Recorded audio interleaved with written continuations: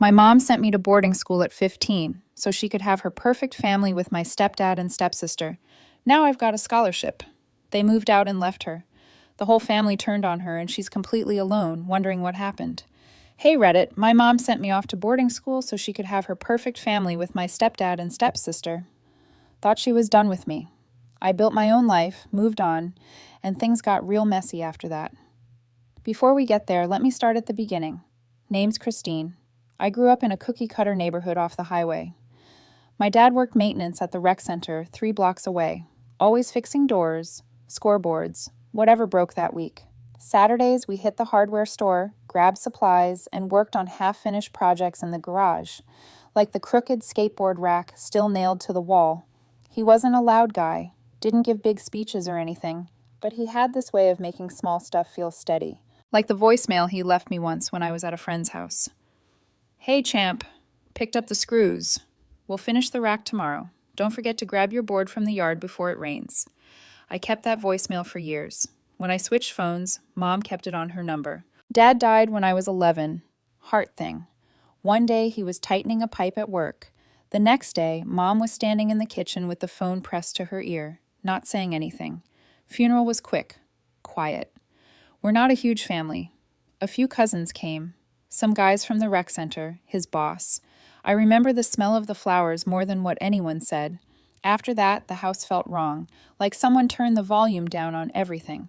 Mom started selling stuff a few months later. Bills, she said.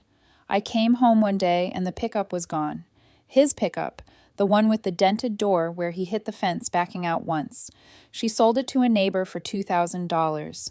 I didn't say anything, just stared out my window when the guy drove it off. It felt like watching somebody take Dad's shadow away. She packed some of his tools into boxes for donations, and I grabbed what I could before she carried them off. His cap, the one with the faded blue front and a thick black marker from the garage shelf that somehow still smelled like it did when he labeled coffee cans full of screws. I put them in a shoebox in my closet. For a long time, it was just me and her. She worked extra hours at the library. I ate frozen dinners, or whatever she brought home. We didn't talk much. She asked about school. I said fine. That was pretty much the script. 2 years went like that. Then Mom joined this gym across town. Zumba, spin classes, something like that. Suddenly, she was coming home with new energy, new songs on the car radio, different groceries too, protein bars, almond milk, those tiny yogurt cups, the kind of stuff Dad never bought.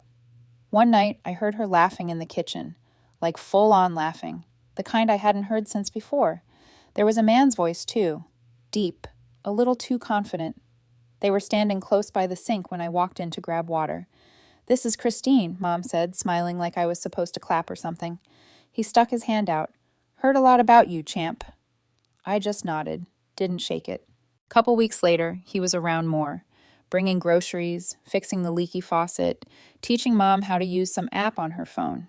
He watched different TV shows than we did, crime dramas, home improvement stuff.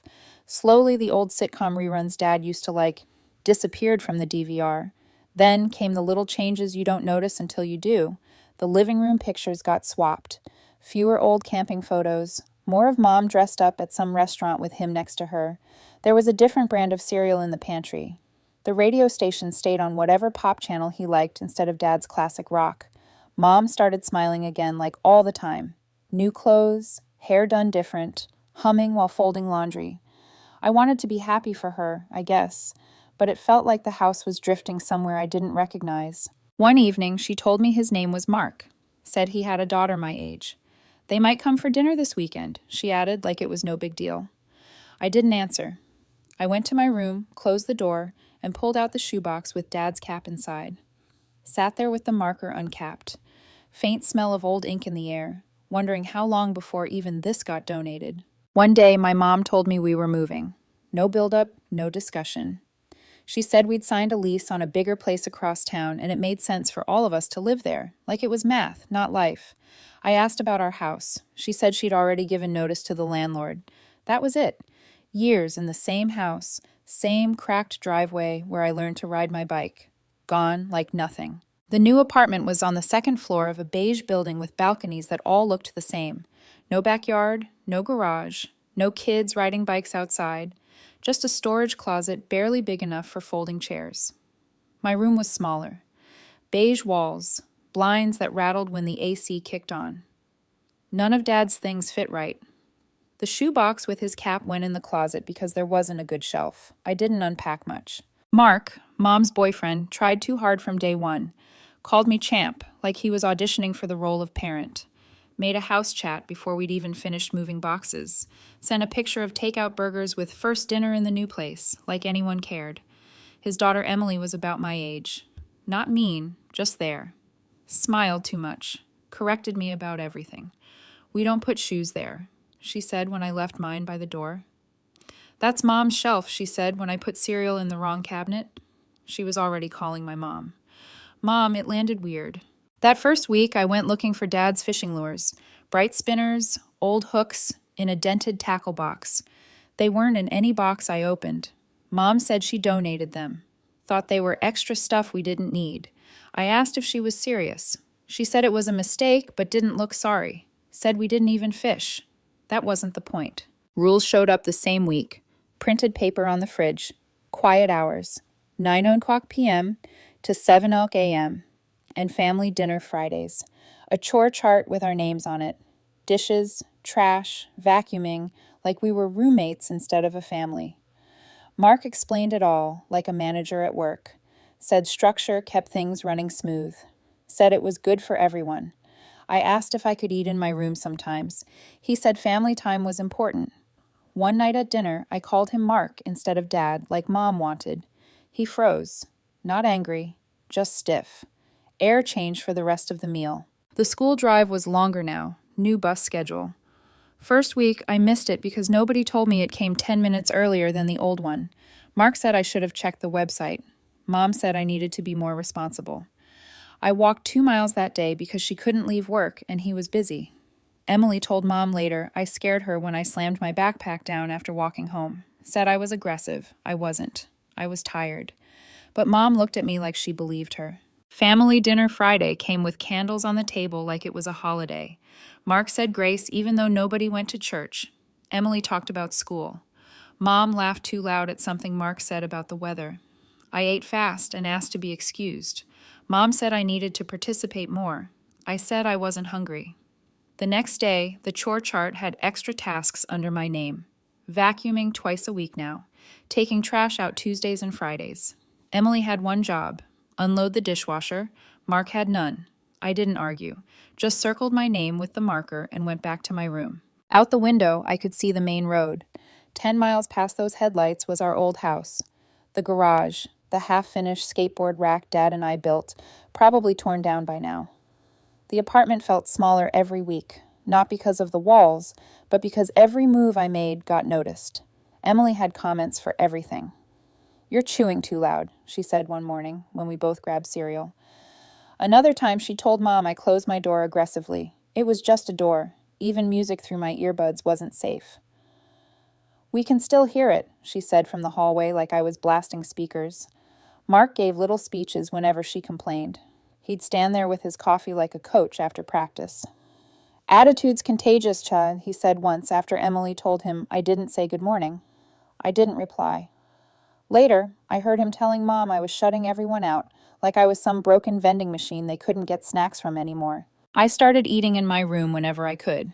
It wasn't even allowed, but it was better than another dinner with chore charts and lectures about respect. Emily complained about that too. One night, I walked past the kitchen and heard voices low but clear enough. Structure could help her, Mark was saying. Stanton Academy has that boarding program, good teachers, tight schedules. She can focus, learn some discipline. Mom asked something I couldn't catch. It might reset things, he said. Reset, like I was some computer freezing up. I didn't stick around. Walked back to my room so they'd know I heard it. A couple days later, my phone buzzed with screenshots from a friend. Emily had posted some story with a moody black and white filter about toxic energy at home. A few lines about how some people make everything harder than it needs to be. People sent her heart emojis and "you got this" messages. She didn't name me, but she didn't need to. I didn't text her, didn't ask why. Just turned my phone over so I wouldn't see any more replies pop up. Then the voicemail thing happened. After Dad died, I saved that one voicemail he left the week before he passed. Nothing big, just him reminding me about screws for the skateboard rack, telling me not to leave my board in the yard if it rained. It wasn't even on my phone anymore. Mom had it saved in her account because she never changed numbers. Sometimes I played it when the apartment felt too loud just to hear his voice for 20 seconds. That week I opened the app. Inbox was empty. Mom said Mark switched carriers because the old plan was too expensive. I asked where the backups were. She said there weren't any. Mark said it's just a voicemail. I didn't reply. Just shut my door harder than I meant to. Hard enough that a small crack formed by the hinge, barely there. But Mom stared at it later, like I put a hole in the wall. That night she knocked on my door. Emily says she's scared when you slam things, she said. Emily can stay out of my room then, I told her. Mom sighed like I was the problem keeping her up at night. A week later, some relatives came for my uncle's birthday. Apartment was full of voices and paper plates. I stayed in my room until someone called me for cake. When I came out, a cousin joked I was the moody one. I didn't laugh. In the kitchen, I heard Mark talking to one of my aunts about Stanton Academy like it was a college brochure. Great reputation, he said. Kids come back more focused. Teaches responsibility. She nodded while looking at me like I was already packing my bags. After everyone left, Mom put a manila folder on the table. Application's done, she said. We're just waiting to hear back. Not a conversation, not even eye contact. Mark sat next to her like they were giving a presentation at work. Emily sat on the couch scrolling, but kept glancing at me when she thought I wouldn't notice. I looked at the folder, big logo across the top, Stanton Academy Boarding School. So that's it? I asked. I don't live here anymore. Nobody answered. Mark looked like he wanted to say something, but didn't. Mom finally said, "It's for the best." Emily kept her eyes on her phone. I went back to my room and shut the door quiet this time. Sat on the bed, staring at the shoebox with Dad's cap inside. 2 weeks later, we drove to Stanton Academy. Brick buildings with white trim, a big sign out front like a college campus. Kids in matching sweatshirts walked between buildings carrying backpacks. It didn't look like punishment. It looked like somewhere parents sent kids they didn't want to deal with at home. We pulled up to the dorm building. Mark parked while Mom gave me this speech about new beginnings. Emily stayed in the car with her headphones on like she couldn't care less. Inside, a staff lady in a Stanton polo handed me a packet with rules, schedule, and a map. Curfew 9:30. Phones collected on weekdays after 10 o'clock. No leaving campus without permission. Room 214. My roommate was already there, unpacking a duffel bag. Jamila, taller than me, track jacket, easy grin. She nodded like we'd already met. You run? She asked, pointing at my sneakers. Sometimes, I said. Coach Reed's always looking for sprinters, she said. Tryouts next week. I didn't answer. The room had 2 beds, 2 desks, 2 small dressers. Windows overlooked the parking lot. It smelled like cleaner and something old underneath it. Mom set my bag on the bed. This will be good for you, she said softly. I didn't look at her. Mark told me to make the most of it. Emily stayed in the hallway, scrolling her phone. I walked them to the car because the staff lady said I had to. Mom hugged me like she was leaving me at summer camp. Mark nodded like a coach after a game. Emily said nothing. Then they drove off, and it was just me standing there with the packet of rules and a key to room 214. Stanton ran on schedules. Wake-up bell at 6:45. Breakfast 7:15. Classes 8 to 3. Sports or study hall after that. Dinner at 6. Lights out. 10:15. Weekends had activities posted on the dorm bulletin board. Hiking trip, movie night, chess club tournament. Jamila showed me the cafeteria the first night. Long tables, food that looked like school lunches everywhere else. Chicken patties, tater tots, apples in metal bowls. Better than it looks, Jamila said, grabbing 2 apples. I sat with her and a couple girls from the hall. This your first semester? One asked. Yeah, I said. They nodded like that explained everything. Classes started Monday. Stanton had regular subjects, but with teachers who acted like college professors. No yelling over kids, no chaos like public school. Ms. Park taught English. Quiet voice, glasses, gave assignments in neat handwriting on the board. First day, she said we'd keep journals, but didn't care what we wrote about. Use it or don't, she said. I'm not grading feelings. I liked that she didn't push it. Math teacher was different.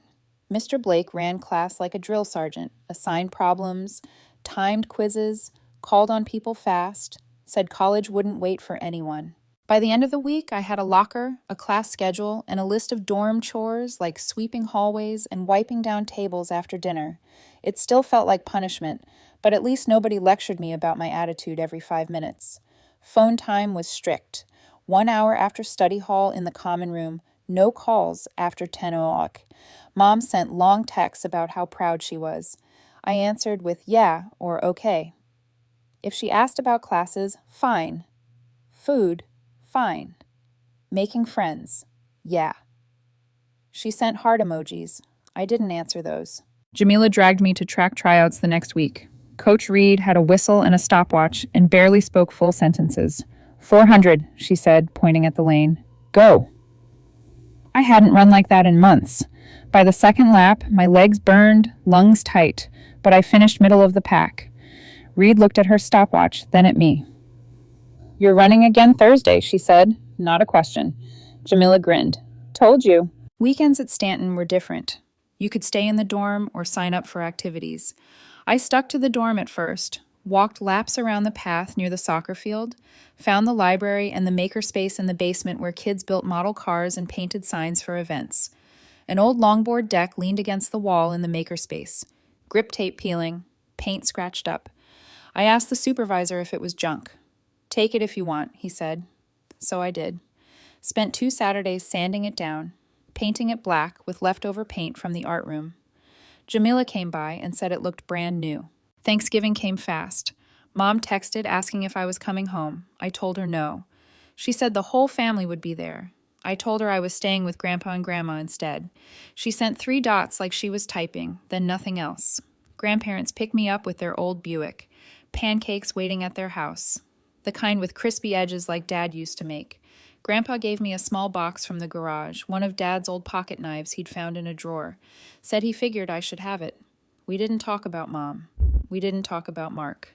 They asked about school, the team, classes. I told them about Coach Reed's stopwatch, about sanding the longboard, about Ms. Park's journal assignment.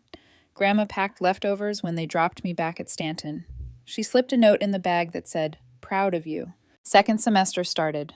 I kept running track, kept up with classes, kept the longboard leaning by my desk. Jamila said spring meets were coming. Coach Reed timed me twice a week. Mom kept texting. I kept answering one word at a time. The apartment felt farther away every day, like it wasn't even mine anymore. By spring, I'd gotten used to Stanton's routines. Classes, track, dorm chores, lights out. It wasn't home, but at least it was predictable. Then Mom showed up unannounced one Saturday. I was coming back from the gym when I saw her car near the admin building. She stood by the fountain with a gift bag in her hand, like this was some holiday. "Christine," she said, all smiles. I stopped a few feet away. "You could have told me you were coming." "I thought it'd be a nice surprise." "For who?" I didn't ask. We sat on a bench. She asked about classes, the track team, the dorm food. I answered in short sentences. "Fine. Yeah, it's okay." She kept talking like I was giving her more than I was. After 10 minutes, she said, "I miss you at home." I stared at the ground. "Home? You mean Mark's apartment?" Her smile got tight. "It's still your home, Christine." "No," I said. "It's yours." She started to say something else, but a couple of my teammates walked past and waved. I waved back. Mom noticed they didn't stop to talk. "I can pick you up for Easter," she said quickly. "I'm staying with Grandpa and Grandma," I told her. Her shoulders dropped like she didn't expect that. She gave me the gift bag anyway. Snacks, socks, some body wash, stuff I didn't need but couldn't refuse without looking ungrateful. When she left, she hugged me. I didn't hug back, not really. That night, I got a long DM from Emily. First time she'd messaged me in months. "Hey, I wanted to tell you something about before you left." I didn't answer right away. She kept typing. Some of the stuff I told Mom about you. I might have made it sound worse than it was. I read it twice. I just wanted her to listen to me. I felt like you got all the attention after your dad died. I shouldn't have done it. Okay, I'm sorry. I put the phone down. 10 minutes later, another message came. I didn't know she was going to send you away. I just wanted her to stop ignoring me. On Monday, Grandpa called the dorm phone. "We've been talking," he said. "If you want to live here full time after the semester ends, we can make that happen." I didn't answer right away. I kept looking at the longboard leaning against the wall. "You'd have your own room," he added. "Your grandma already measured for a desk." I told him I'd think about it, but I already knew. At school, track season started. Coach Reed put me in the 400 at our first meet. Jamila ran the 200. We both placed in the top 3. "You train like this all summer," Reed said. "You'll be faster next year." It felt good hearing that. Not because I cared about running before, but because it was mine now. Something that wasn't about Mom or Mark or Emily. Mom started texting more after her visit. "You seemed quiet. Are you upset with me? Mark wants to know if you'll be home in June. Emily misses you." I kept answers short. "Busy with practice. Staying with Grandpa. Tell her hi." She started sending longer messages, stuff about how hard it was when Dad died, how she was just trying to hold things together, how families go through rough patches. I stopped reading after the third one. 2 weeks later, I saw Emily had posted something online again. A picture of herself with the caption, "Working on myself," like she was the only one with problems. Comments underneath said, "You got this, girl, and proud of you." That night, another DM came from her. I wasn't lying about everything, but yeah, I made it worse than it was. I just wanted Mom to pay attention to me again. I stared at the screen, finally typed, "You got what you wanted. Congrats." She didn't reply. Grandpa picked me up one weekend to show me the room they were fixing for me. Small, but the desk fit against the wall under the window. Bedspread with blue stripes. Closet half full of boxes he promised to clear out. "You'd start here in the fall," he said. "We'll handle the paperwork." Grandma made sandwiches. They didn't ask about Mom.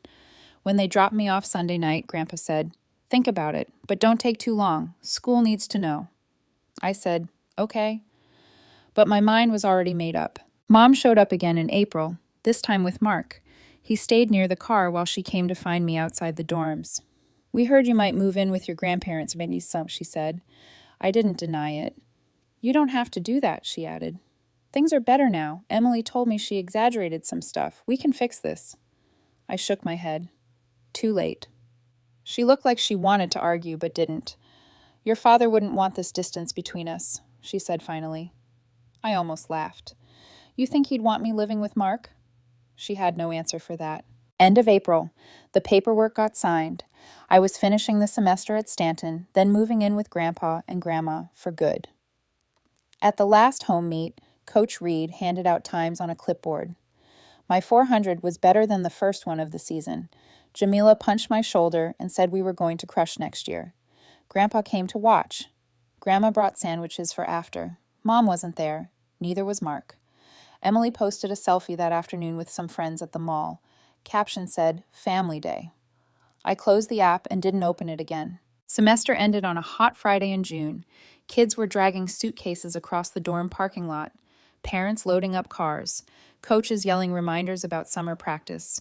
Grandpa pulled up in his old Buick. He and I carried my stuff out in 2 trips. Jamila gave me a hug and told me to keep running over the summer. Coach Reed nodded from across the lot. That was her way of saying goodbye. Mom and Mark weren't there. By Saturday morning, my room at Grandpa and Grandma's was set. Bedspread tucked tight. Desk under the window. Longboard, leaning against the wall. Grandpa moved the last boxes out of the closet so I had space for clothes. Grandma stuck a calendar on the wall with the first track meet circled for August. It didn't feel temporary. It felt like mine. Mom called 2 days later. "So, this is it?" she asked. "Yeah," I said. "You're not even going to talk to me about it? Paperwork signed?" "I told you." She went quiet for a second, then said, "Emily didn't mean to make things worse. She told me everything. We can start fresh." I looked around the room. Desk, bed, window cracked open with summer air coming in. "I'm good here," I said. She started to say something else, then just hung up. The next week, word about Emily's confession leaked to the family group chat. Someone must have told the wrong person because suddenly cousins and aunts were asking questions. Screenshots of her messages bounced around until half the family knew she'd exaggerated things about me before I left. Aunt Linda posted, "So, Christine got sent away for nothing." Nobody answered her. 2 hours later, Mom sent a long message about family matters being private. Grandpa replied, then maybe handle them at home before sending a kid off. She didn't post again after that. Mark stopped coming around as much. Grandma heard from a neighbor that his car wasn't at the apartment most nights. When I asked Grandpa if he thought Mark was moving out, he shrugged. "Not our problem," he said. Summer practices started at the high school track. Coach Reed drove in twice a week to time me and a few other Stanton runners who lived nearby. 2 seconds faster, she said after my third practice. Keep it up. Running in the heat burned my legs, but it felt good leaving sweat on the track instead of words in an argument. Mom texted in July asking if I wanted to come to the apartment for her birthday. I told her I was busy with practice. She said Mark might not be there anyway. I didn't ask why. Emily sent me one more message mid-July. "Mom's upset. People keep asking questions. They think she overreacted." "She did," I typed back. "I didn't mean for everything to blow up like this," she wrote. "Too late now," I said. She didn't message again after that. Grandpa let me paint the old shed behind the house later that month. White paint, wide brush, 2 afternoons in the sun. It looked better than it had in years. He handed me a cold soda when I finished and said, "Bet that felt good." It did. In August, at a summer club meet on the off-season circuit, Mom showed up without telling anyone. She stood near the fence holding a water bottle like she didn't know whether to wave or stay quiet. Grandma saw her and folded her arms. Grandpa kept looking at the field. I finished second in the 400 meter. Coach Reed gave me a nod. Jamila slapped my shoulder. When I walked toward the bleachers, Mom started talking fast. "You look so grown up," she said. "I'm proud of you. Maybe you can come by the apartment after this. Emily's not even there this weekend." I shook my head. "I'm going with Grandpa and Grandma." She tried again. "Just for dinner. We can talk." "Nothing to talk about," I said. People around us could hear. She realized it and stopped asking. 2 weeks before school started, Grandma heard from a neighbor that Mark had officially moved out, took his stuff while Mom was at work, left his copy of the keys on the counter of the apartment we'd leased together.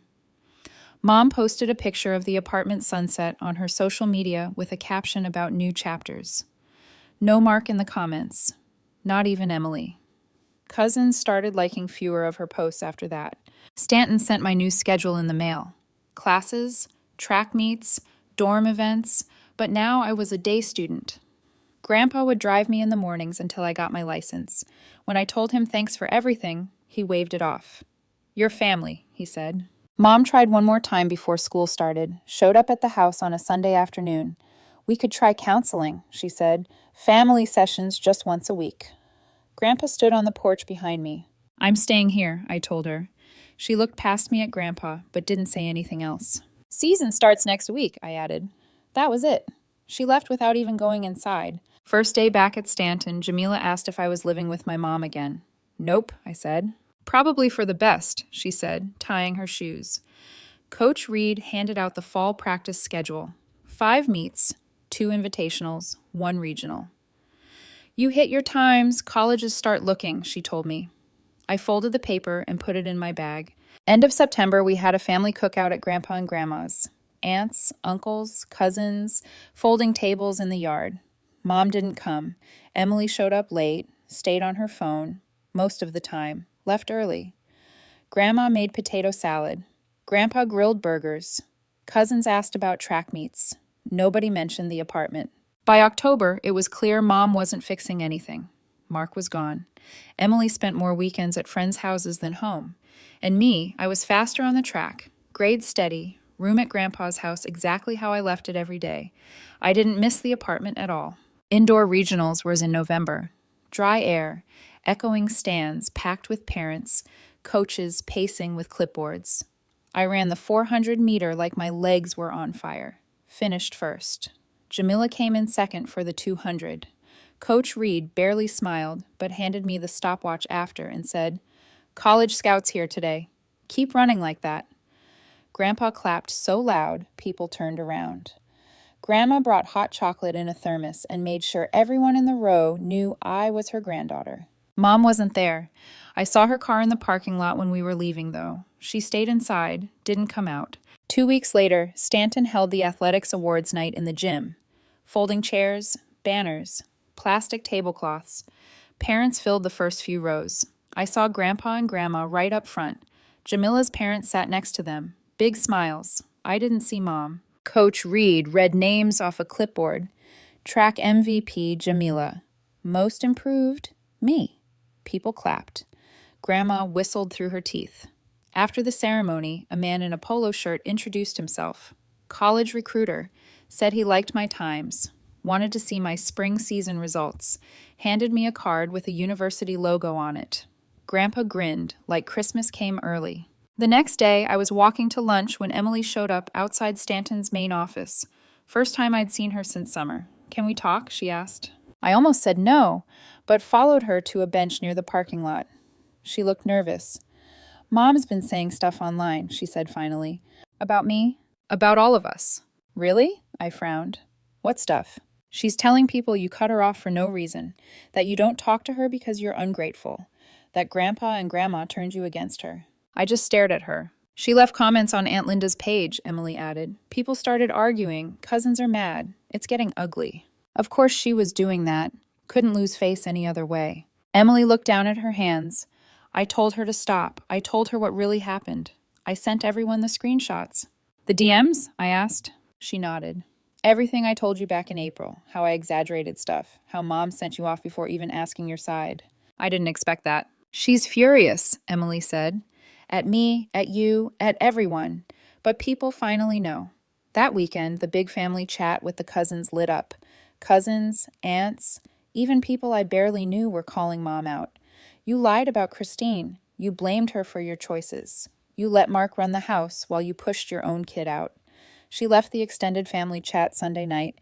Grandma said, "Guess she didn't like the truth." By December, Mark was living in another city. Emily spent most weekends at friends' houses.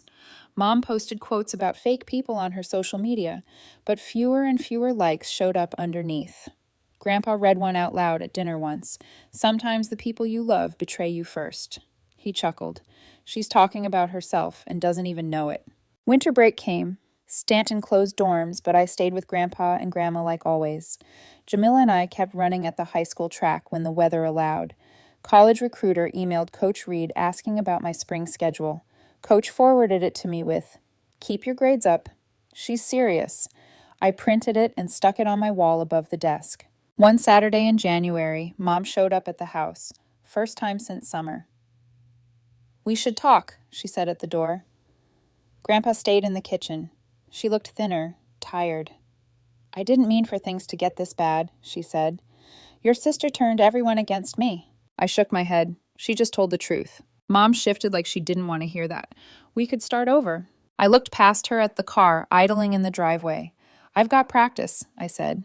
She opened her mouth, closed it, then walked back to the car without another word. Spring season came fast. First meet, first place again. Jamila broke her personal record in the 200. College recruiter emailed Coach Reed a second time. Grandma cried after the meet. "Your dad would be so proud," she said, hugging me tight. I believed her. By May, I had a scholarship offer, full ride, pending my final spring results. Grandpa printed the email, stuck it on the fridge next to my race medals. Mom sent one message after she heard, "Congratulations." Graduation came with folding chairs on the football field, names read off in order, kids tossing caps in the air. Grandpa and Grandma sat front row. Jamila's family waved from 2 rows back. Mom stood near the fence after the ceremony alone. She didn't come over. I didn't go to her. The big family chat changed its name the next week. No more holiday photos of Mom and Mark smiling in matching sweaters. Now it was just family chat with Grandpa's picture as the icon. Mom wasn't in it anymore. Final meet of the season. College recruiter shook my hand after the medal ceremony. Full scholarship confirmed. Jamila got one too. People clapped. Grandma cried again. Grandpa slapped my back so hard I nearly dropped the medal. I saw Mom near the parking lot watching from a distance. She didn't wave. Neither did I. The twist wasn't the scholarship. It wasn't even the family finally turning on her. It was Emily. She moved in with Grandpa and Grandma that summer, said she was done living with Mom. I didn't expect that. Mom ended up in that apartment alone while both her daughters lived somewhere else. And for once I felt like things were exactly where they should be.